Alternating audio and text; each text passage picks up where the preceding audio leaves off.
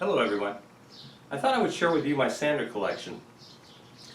Now I normally only buy prosumer tools, a little bit better than the consumer. Usually not quite the professional, because that really can get quite expensive. But I was over at my neighbor's house and I was working on a little project with her, and she had some sanders from Walmart, and I thought, oh, this is going to be crap. And blew me away. The quality has improved so much that I went out and I immediately purchased 2 of them, and they're like $14 and $19. Incredible power. They've come so far.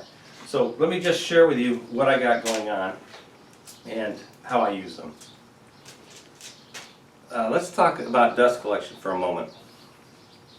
You can either use a bag or a small attachment on the back instead of the bag for the vacuum, the shop vac. The first one is the footprint, where you can get into the corners of something.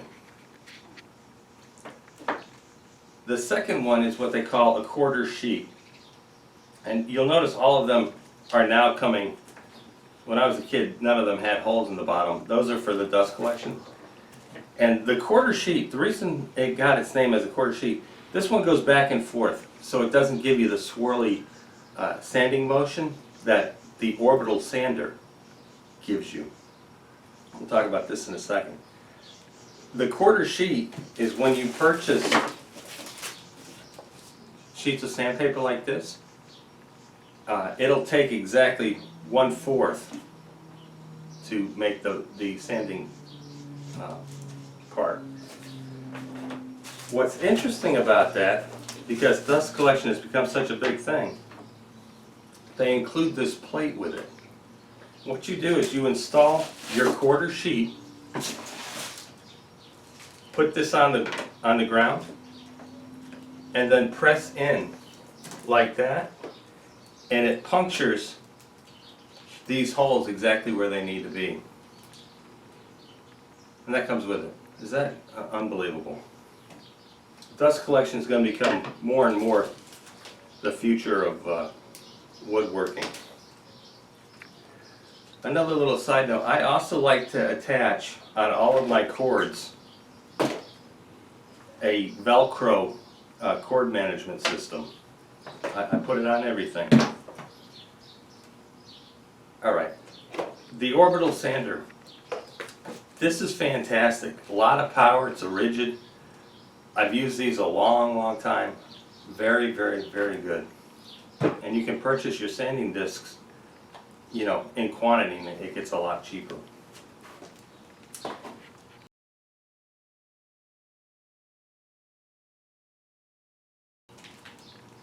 Now, opposed to the large one to get in the corners, this is that multi-tool I was telling you about that'll cut straight into something. This is the blade that I normally leave on it, but it also has a small sander that you can get into corners with very nicely. Now, oddly enough, an angle grinder is so handy. This is a 4.5-inch grinder, and you can put a flat wheel on it, and you can sand metal, you can contour wood to make shape it very fast. This is wonderful. Just wear a dust mask, because I mean it'll tear it up.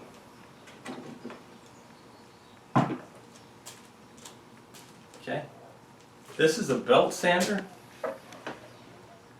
on a table, and a disc sander. It's a 6-inch disc sander, and it's rather useful. I use it quite a bit. You can get more belts, and these just have a sticky back for the disc here. Alright, if I have to sand something very small, I'll use something like this. A little drum sander. That works well.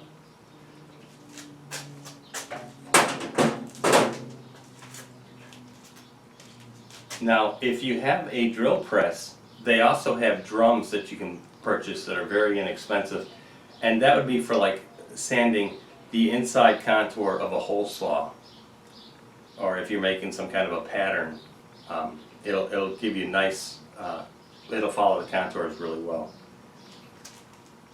The last thing I want to talk about is preparation of the wood. If you hit it with air, again, make sure that you're wearing a dust mask. Get all that sawdust off of it.